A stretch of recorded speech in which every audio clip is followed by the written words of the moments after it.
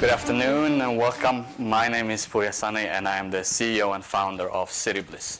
Now, for you guys that haven't heard about Cityblis, is an online marketplace for high-end brands in combination with e-commerce for influencers. It's still very young. It's only 6-7 months, but during this period of time, we managed to become sector leaders and we're growing really rapidly, like Samad said. We were part of the previous PTE startup pitch event. And so Samad and the guys asked me to come back, tell you guys a little bit about the journey this year and some of my tricks, how we made it grow so fast. So hopefully this will be helpful for younger entrepreneurs. So the topic, like Samad said, is $0 marketing budget. This is something that all startups face, is a mountain. But before I get into this, let me tell you guys about my story. So my parents moved to Sweden when I was 7 years old. I grew up there. I went to the Swedish Aerospace University, took my master's, worked in this sector for around 6 years, doing payload for ISS. After that, I went over to the stock market. I worked as a quant for a hedge fund, doing prediction algorithm on the stock market, basically. And then I combined the two with one of my founders, and we started a data mining company in the e-commerce sector, which could predict a consumer's behavior 2 months into the future. We had this amazing algorithm that can see what you guys are going to buy before you knew it yourself. We're super excited. We thought we're going to move to Silicon Valley, pitch it to one of the largest one, cash out really fast, move back to Sweden within 3 months. I had my return flight booked. That was the plan. So, does any of you know who this is? For you guys that don't know, I'm not sure everybody knows, this is Pierre Omidyar. He's the founder and chairman of eBay. This picture been hanging on my office wall since I started my first company. He's a little bit like a role model to me. The reason for that is that we have some similarity, at least I hope so. His background is European-Iranian, raised in France, moved to Silicon Valley, and made it quite a success. So I would love to follow in his footsteps. An introduction would be great. Now, the plan was this. Now, before I explain the plan, there is also another word that I use with other Persians a lot. It's a 3-letter word spelled J-A-N, pronounced John. And when you tell it to another Iranian, it opens up a lot of the door. So my plan was to come to Silicon Valley, had this amazing algorithm, knock on eBay's door, Pierre opens up the door, and I go like, Salam Pierre John, I have this algorithm, buy it from me. And it sounds like a joke, but it really wasn't. I thought there is a connection, I can do that. I came here, I knocked on eBay's door, Pierre didn't open, he was in Hawaii doing philanthropy, some other guy opened it. We pitched this algorithm to eBay, we pitched it to Amazon, we pitched it to Walmart. None of them wanted to give us their user data, so we could not prove that this amazing model works. So we had 2 options. We could either quit, pack our stuff, go back home, or we could solve this problem. What we did was we built a marketplace on top of this algorithm, and Cityblis was born. This is how I went a pivot from data mining space to fashion sector. Now, let me paint the picture so you guys understand this. We had just raised a small amount of money. We had some survival money in the bank. We had to build a global company with a hockey stick growth as fast as possible with $0 marketing. Again, second mountain. This is a very big mountain. It's not impossible. We did it. We're doing successful. I'm going to share some of the smaller techniques for younger entrepreneurs. Hopefully this will be helpful for you guys. Number 1, competitors. Competitors is a very, very valuable learning or teachers. You can learn a lot from them. Know them in and out. Create a list. What we did was that we use Alexa and we monitor our competitors, much similar as you monitor a stock on the hedge fund or as a company. So as soon as you see a spike, you know that that competitor did something interesting. Let's see what they did. Let's research them. Let's Google them. As soon as you see a fast grow, was it a Facebook advertisement? Did they raise a round? So know your competitors in and out. Through our competitors, we became marketing experts, thanks to them. Second one, again, $0 marketing. I'm not saying this is good for all the sectors, but for us, it was very, very good. Press releases. The problem with press release is this. If you don't have a network to the reporters and journalists, they will not write about you. So you need to establish a network. Now, here's our trick. We created Google alerts, again, on our competitors. And every time a journalist wrote about one of our competitors, we wrote a small email back to that journalist.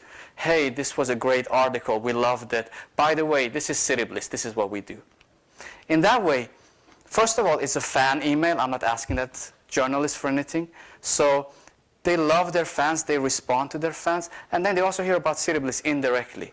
So next time when we did our own press releases, we had around 200 to 300 publication press release. We've been published in Vogue, we've been published in Women's Wear Daily, Yahoo News almost took out our server. So this was a great traffic for us for free. This probably is the most important slide that I'm going to be talking about, viral marketing. Nowadays when investors hear viral marketing, they go like this, but for us, it was very important. To understand viral marketing, you need to understand two components. One of them is viral object, the other one is catalyst. A catalyst would be something or someone with large network. A celebrity is a great catalyst. For us, our designers were amazing catalysts. They were early adopters, they're very active on social network, and they had a large fan base. And that's why we grow so rapidly in the beginning. Secondly, we looked at another catalyst, which was the influencers and bloggers. We stumbled upon this. We realized that we had a lot of beautiful content on our page, and a lot of the bloggers stole it from us and put it on our blog. This made us a little bit upset in the beginning, but instead of preventing them taking these objects, what we did was that we created a part of the platform for them.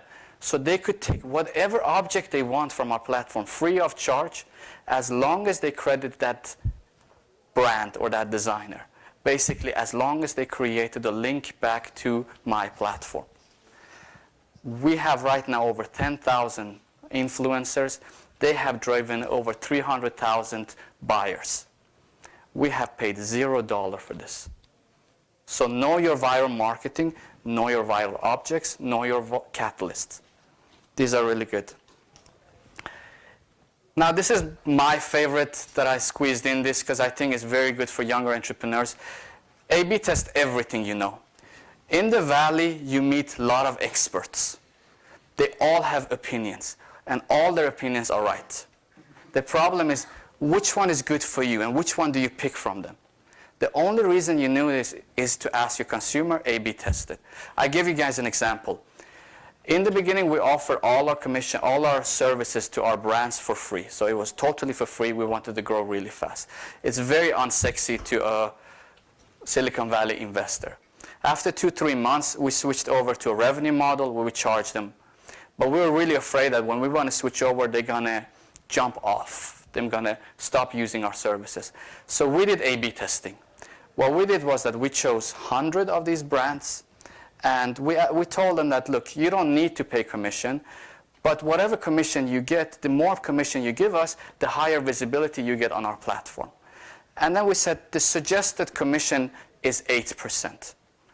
We fast realized that all of these 100 put their commission around 8, 7, 9, 10.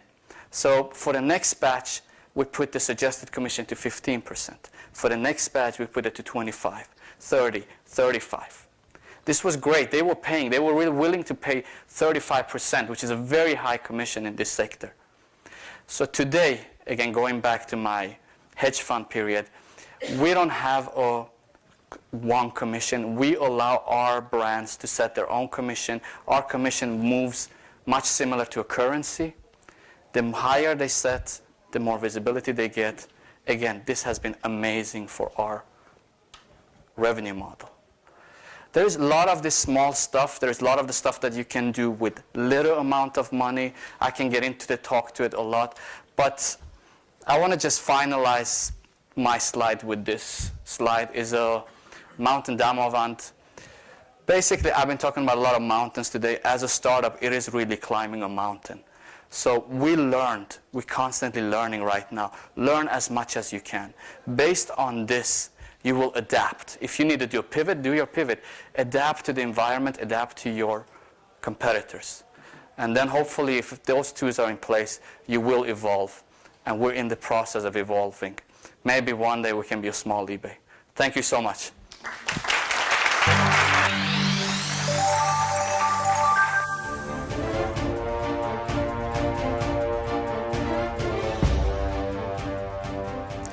We look at the period of that spike and we Google it. We filter Google for that specific period and we see what content was generated for that.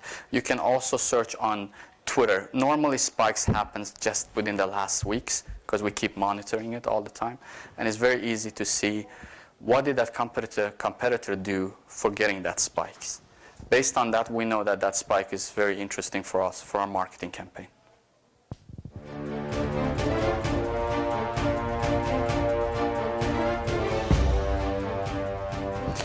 Our number one traffic today is from Tumblr. Our influencers drive around 62% of the traffic to our site. Another 24% comes from Facebook. Facebook conversion or Facebook visitors have a lower conversion for us, but higher time spent on the site. We are negotiating right now to see if this is better for us or it's worse. Because they create a lot of viral content for themselves, but they don't shop. They're window shoppers. So it's a little bit early to say, but influencers from Tumblr. Okay, thank you very much. Thank you so much for listening to me.